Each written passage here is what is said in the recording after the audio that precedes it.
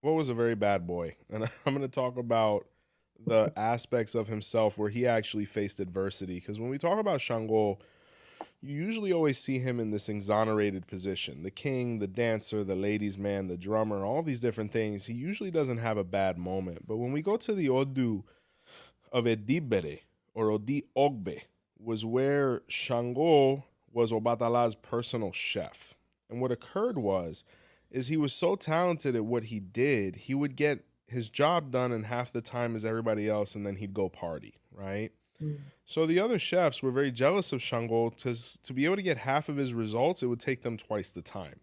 So they said Mhm. rather than learning from him because they thought he was arrogant or he was just on point like that, they said we're going to sabotage him and get rid of him to make us look better. So what they did was Shango would leave all of Obatala's desserts prepared because that was Obatala's thing. Obatala's preferred offering is sugar cane or anything sugar based. You know, that's why he says all of the white powders belong to me, and sugar is definitely one of them. So he would leave Obatala's desserts ready to go, and he would go to the marketplace or do his own thing.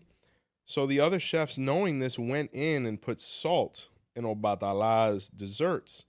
So when Obatala in the evening would have his arroz con leche, as we like to call it, and when he took that first spoon, he was expecting this nice flush of glucose, and he got all of the sodium he could imagine, and he almost died from his high blood pressure.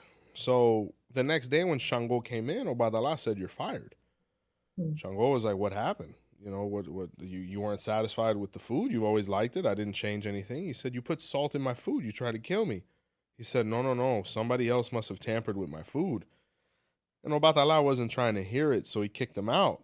So this wasn't a good thing because this was Shango's sole source of income in this sign. So he ended up becoming a vagabond, I guess is the best way to say it, or a transient. And he had a serious issue, so he went to visit Orumila.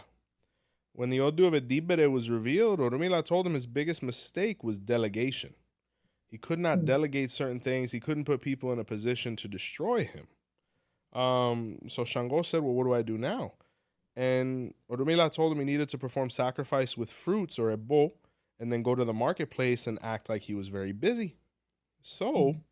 when he went to the marketplace, Obadala was taking a random stroll and he saw his old chef, Shango, running around like a madman buying fruit and selling fruit and just doing a bunch of different things. Obatala went up to him and said, "What do you got going on?" He said, "Obatala, I really don't have time to talk to you. I got clients. I'm doing my thing. I just, whatever happened with us is okay, but I got other things going on." And Obatala quickly realized, he said, a man that works this hard would Mm. never sabotage his own work. There has to be something out of the ordinary here. Where Obatala told him, "I really never believed that you would hurt me. But, so many people spoke against you and you had no evidence to defend yourself." And Shango said, "Well, I'll go back if you want me to, but you got to pay me double and you have to fire everybody and I have to pick my own crew." And Obadala said, "If you make me the best arroz con leche ever, the job is yours." And Shango put his feet in it. It wasn't just one, it was both. And Mm. when Obadala consumed it, he said, "I can't live without this guy's food." So he went back, he fired everybody, he put Shango as the head of his kitchen. And from then on, Shango learned that even if you are talented, you have to put extra effort in. You have to constantly be honing your craft, refining your craft. He loved Obadala. Obadala was his father. And Mm. he would put a lot of effort into it. And by nature, the children of Shango are usually excellent culinary artists. So